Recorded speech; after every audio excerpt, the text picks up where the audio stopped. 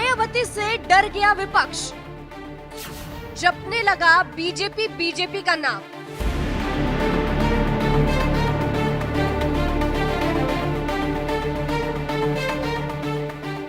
आखिर विपक्ष को मायावती की याद आ ही गई, लेकिन ये याद डर से आई है।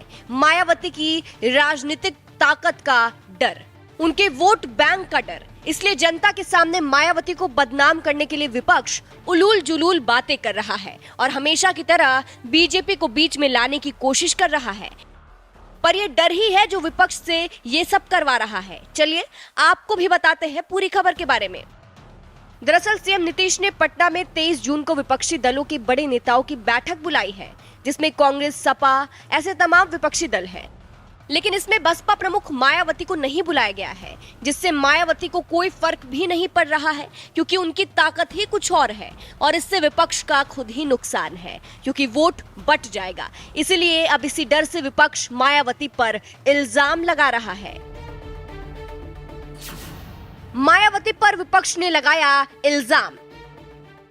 कांग्रेस के प्रांतीय अध्यक्ष और उत्तर प्रदेश सरकार के पूर्व मंत्री अजय राय ने विपक्ष की ओर से मायावती पर इल्जाम लगाया है और कहा है मायावती बीजेपी के गठबंधन में बैठी हुई है और वो बीजेपी के साथ मिली है। ये बात उन्होंने बिहार की राजधानी पटना में होने वाली विपक्षी पार्टियों की बैठक में बसपा प्रमुख के शामिल नहीं होने के सिलसिले में कहा था। मायावती से डरा विपक्ष। अब ये अजय राय का तंज विपक्ष का डर ही तो है, क्योंकि देखिए मायावती का वोट बैंक पूरे देश में अच्छा खासा है, लोग उन्हें बहुत पसंद करते हैं। इसलिए विपक्ष ने मायावती को ना बुलाकर अपना ही नुकसान कर लिया है।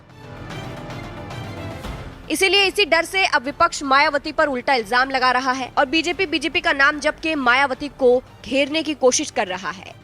अपना कोई स्टैंड नहीं है, इसीलिए विपक्ष ऐसा कर रहा है, जबकि ये बात सबको मालूम है कि मायावती ने शुरू में ही ऐलान कर दिया था कि वो अकेले चुनाव लड़ेंगी।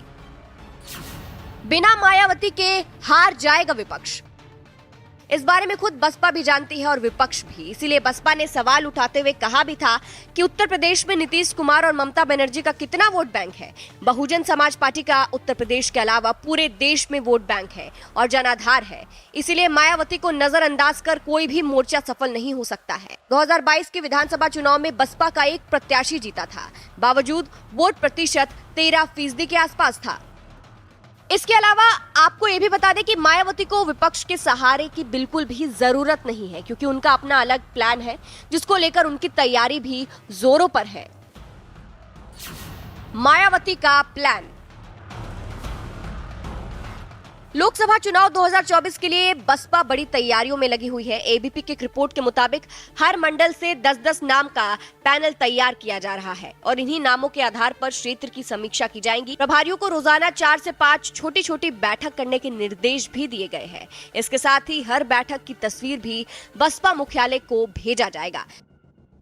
फिलहाल जिस तरह से विपक्ष मायावती से डर रहा है, उस पर आपकी क्या राय है, कमेंट करके जरूर बताइएगा।